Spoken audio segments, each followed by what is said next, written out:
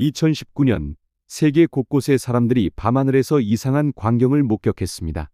일렬로 줄지어 움직이는 빛들. 일론 머스크의 스페이스X가 쏘아 올린 위성들이었습니다. 스타링크. 오늘 우리가 던질 질문은 이것입니다. 이 기술이 정말 우리에게 혁신일까요? 아니면 새로운 선택의 함정일까요? 스타링크는 스페이스X가 개발한 저궤도 위성 인터넷 서비스입니다. 지상망이 닿지 않는 곳에서도 인터넷을 제공하는 시스템으로 현재 전 세계 수백만 사용자를 확보하며 빠르게 성장하고 있습니다. 그 규모는 상상을 초월합니다. 현재 지구 궤도를 돌고 있는 스타링크 위성은 9,000개 이상입니다. 그리고 매일 2만 명 이상의 신규 가입자가 생기고 있습니다. 이 숫자는 계속 증가하고 있으며 스페이스X는 최종적으로 42,000개의 위성을 배치할 계획입니다. 기존 인터넷은 어떻게 작동할까요? 지상망 기반 통신사는 케이블, 5G, 광섬유처럼 물리적 인프라가 반드시 필요합니다. 땅속에 케이블을 깔고 기지국을 세우고 광섬유를 연결해야 인터넷이 됩니다. 반면 스타링크는 완전히 다른 방식입니다. 상공 수백 킬로미터 위에 떠있는 위성을 통해 통신합니다. 하늘만 보이면 연결됩니다. 산이든 바다든 외딴 곳이든 상관없습니다.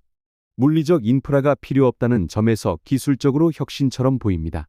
실제로 2022년 우크라이나 전쟁 당시 러시아가 지상 통신 인프라를 파괴했을 때 스타링크가 결정적 역할을 했습니다.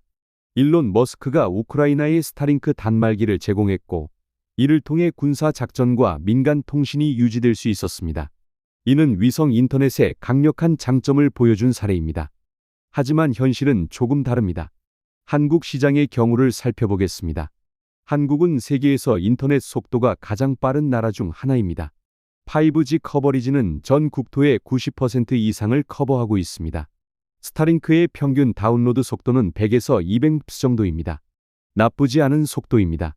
하지만 한국의 5G 평균 속도는 400에서 600mbps입니다. 속도 면에서는 기존 통신사보다 낮습니다. 가격은 어떨까요? 일반 5G 요금제는 월 3만원에서 5만원대입니다. 반면 스타링크는 월 8만원대이며 여기에 초기 장비비로 60만원에서 70만원이 추가됩니다. 속도는 더 느린데 가격은 2배 이상 비쌉니다. 그렇다면 왜 사람들은 스타링크를 선택할까요? 답은 간단합니다. 선택이 없기 때문입니다. 한국 전체 인구의 약 3%에서 5%는 여전히 제대로 된 인터넷 접속이 어려운 지역에 살고 있습니다. 산간 지역, 섬 지역 주민들에게 스타링크는 혁신이 아니라 유일한 대안입니다. 여기서 중요한 포인트가 나옵니다. 혁신이라는 단어는 선택의 여지가 있을 때 의미가 있습니다. 하지만 대안이 없다면 그건 혁신이 아니라 독점에 가까워집니다. 속도 경쟁력보다 접속 가능성이 핵심 가치가 되는 구조입니다. 스타링크의 진짜 타겟 고객을 살펴보겠습니다. 사실 스타링크의 주요 고객은 개인 소비자가 아닙니다. B2B, 즉 기업 시장이 핵심입니다. 항공사들은 기내 와이파이를 제공하기 위해 스타링크를 계약합니다. 해운사는 바다 한복판에서도 선박 관리 시스템을 운영하기 위해 사용합니다. 군대와 정부 기관도 주요 고객입니다. 이런 B2B 계약 하나당 수억 원에서 수십억 원이 오갑니다. 개인 사용자 시장은 부수적인 수익원입니다. 초기 설치 비용과 월 요금이 높은 이유도 여기에 있습니다. 기업 고객을 타겟으로 한 가격 정책이 개인 소비자에게도 그대로 적용되고 있기 때문입니다. 혁신된 기술이 반드시 소비자 비용 감소로 이어지는 건 아닙니다. 이제 더 큰 그림을 보겠습니다. 스타링크는 단순한 인터넷 서비스를 넘어서 국제 정치와 군사 전략의 핵심 요소가 되고 있습니다. 2024년 러시아는 위성 파괴 무기 개발을 공식 발표했습니다. 목표는 명확합니다. 스타링크 같은 저궤도 위성 네트워크를 무력화하는 것입니다. 우크라이나 전쟁에서 스타링크가 군사 작전의 핵심 통신망으로 활용됐기 때문입니다. 위성을 파괴하면 수천 개의 파편이 생깁니다. 이 파편들이 다른 위성과 충돌하고 또 파편이 생기고 연쇄 반응이 일어납니다. 이를 캐슬러 신드롬이라고 합니다. 최악의 경우 지구 궤도 전체가 사용 불가능해질 수 있습니다. 또 다른 문제도 있습니다. 2024년 미국 의회는 스타링크가 미얀마의 사기 조직에 인터넷을 제공했다는 의혹으로 조사에 착수했습니다. 미얀마 국경지대의 불법 도박과 인신매매 조직들이 스타링크를 통해 범죄를 저질렀다는 것입니다. 기술은 중립적이라고 말합니다. 하지만 기술을 제공하는 순간 그 기술이 어떻게 사용될지에 대한 책임도 따라옵니다. 소비자들도 이 기술을 선택하는 순간 그 결과에 간접적으로 연결됩니다. 스타링크를 선택했을 때 우리가 얻는 것과 잃는 것을 정리해 보겠습니다.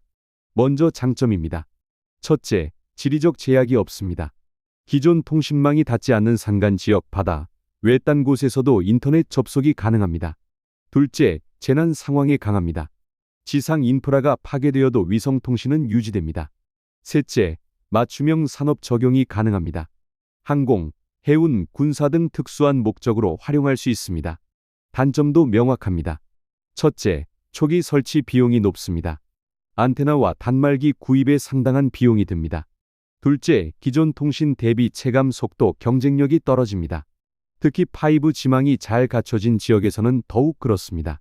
셋째, 국가별 규제와 정책 리스크가 존재합니다. 주파수 문제, 승인 절차 등이 변수가 될 수 있습니다. 넷째, 정치적 군사적 논란에 휘말릴 가능성이 있습니다. 하지만 가장 중요한 질문은 따로 있습니다. 이것이 진짜 선택인지 아니면 강요된 선택인지입니다. 도시에 사는 사람들은 선택지가 많습니다. SKT, KT, LGU, 알뜰폰까지 경쟁이 있으니 가격도 합리적입니다. 하지만 외진 곳에 사는 사람들에게는 선택지가 없습니다. 스타링크를 쓰든지 인터넷을 포기하든지입니다. 혁신적인 기술이 등장했지만 정작 그 기술을 가장 필요로 하는 사람들이 가장 비싼 대가를 치르고 있습니다. 이것이 바로 선택의 함정입니다. 기술 발전이 모든 사람에게 평등하게 돌아가지 않는다는 현실입니다. 스타링크가 통신 시장에 남길 변화를 살펴보겠습니다. 스타링크는 단순히 새로운 인터넷 서비스가 아닙니다. 이것은 기존 통신 시장의 경쟁 구조를 흔들고 있습니다. 통신 3사 중심의 한국 시장도 영향을 받을 수밖에 없습니다. 국제 규제와 데이터 주권 논쟁도 불가피합니다. 군사적 정치적 영향력도 고려해야 합니다. 이 모든 것이 우리가 소비자로서 선택해야 하는 문제입니다. 스타링크는 통신의 혁신인가, 선택의 함정인가? 답은 간단하지 않습니다. 어떤 사람에게는 혁신입니다. 처음으로 제대로 된 인터넷을 쓸 수 있게 되었으니까요. 어떤 사람에게는 함정입니다. 비싼 돈을 내야만 기본적인 통신권을 보장받으니까요. 기술은 중립적이지 않습니다. 기술을 만드는 사람, 사용하는 사람, 규제하는 사람 모두의 선택이 담겨 있습니다. 지금 우리 머리 위에는 9,000개가 넘는 위성이 돌고 있습니다. 이것은 단순히 인터넷 속도의 문제가 아닙니다. 누가 하늘을 지배하느냐, 누가 통신의 기준을 정하느냐, 그리고 그 비용을 누가 부담하느냐의 문제입니다. 혁신된 기술이 내 삶에 가져올 비용과 결과는 무엇일까요? 이것이 우리가 스스로에게 던져야 할 질문입니다. 대상 IT였습니다. 구독은 영상 제작에 도움이 됩니다. 시청해 주셔서 감사합니다.